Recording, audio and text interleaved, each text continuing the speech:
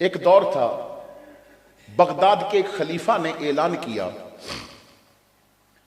کہ میں نے اپنے بیٹے کی شادی کرنی ہے اور مجھے رشتہ چاہیے۔ جس گھر میں بچی نے قرآن حفظ کیا ہوا ہے وہ رات کو اپنے گھر کے چھت پہ ایک چراغ جلا کے رکھ دے۔ جس گھر میں بچی نے قرآن کا حفظ کیا ہوا ہے وہ اپنے گھر کی چھت پہ ایک چراغ جلا کے رکھ دے۔ میں رات کو جب اپنے محل پہ چڑھوں گا دیکھوں گا کس گھر پہ چراغ جل رہا ہے تو اس گھر سے پھر میں رابطہ کر لوں گا۔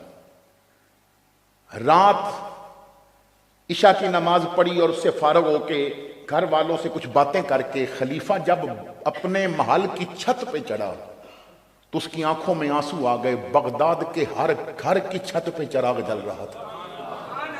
یہ وہ دور تھا کہ ہر گھر میں بچی نے قرآن یاد کیا ہوا تھا۔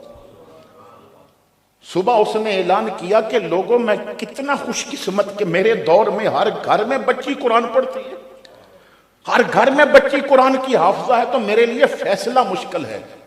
آج رات وہ لوگ اپنے گھروں پہ چراغ جلا کے رکھیں کہ جن کی بچی نے قرآن حفظ کے ساتھ موطا امام مالک بھی پڑھی ہوئی ہے، موطا امام مالک بھی پڑھی ہوئی ہے، جسے حدیث کا شوق ہے۔ اور پھر رات کو جب اس نے دیکھا تو آدھے سے زیادہ بغداد کے شہر پہ چراغ نظر آ رہے تھے۔ ہر دوسرے گھر میں میرے محمد کی حدیث پڑھائی جاتی تھی۔ اور اگر آج میں سوال کروں، جواب یہاں نہیں لوں گا، میں جتنے سوال کروں گا یہاں جواب کسی کا نہیں لوں گا، نہ ہاتھ کھڑا کراؤں گا۔ میرا کام ہے اویئرنس دینا، میرا کام ہے ایک سوچ دینا، میرا کام ہے ایک فکر کرنا اور آپ کو ایک فکر دے دینا، ایک سوچ دے دینا۔ ہم نے چراغ جلا کے سرے راہ رکھ دیا، اب جس کا جی چاہے آہے پائے روشنی۔ میرا سوال ہے، جواب یہ نہیں، جواب اپنے گھر میں بیٹھ کے ذرا اپنے آپ سے لینا۔ ایک وہ دور تھا کہ ہر گھر میں بچی بھی قرآن کی حافظہ تھی۔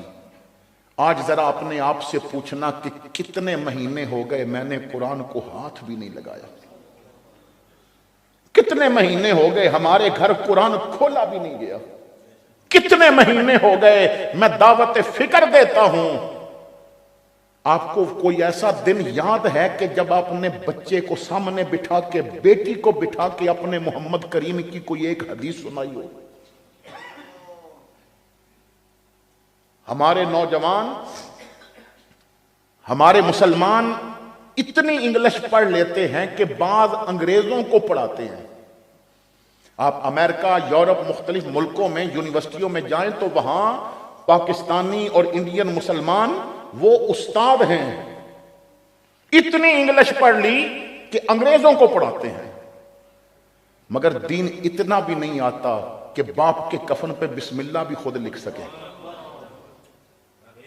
دین اتنا بھی نہیں آتا کہ باپ کا جنازہ خود پڑھا سکے۔ دین اتنا بھی نہیں آتا کہ باپ کو غسل خود دے سکیں۔ اور میں اکثر ایک بات کہتا ہوں، اس موجودہ دور میں اس بندے کو میں لاکھوں سلام دیتا ہوں جسے بیٹا غسل دے دے،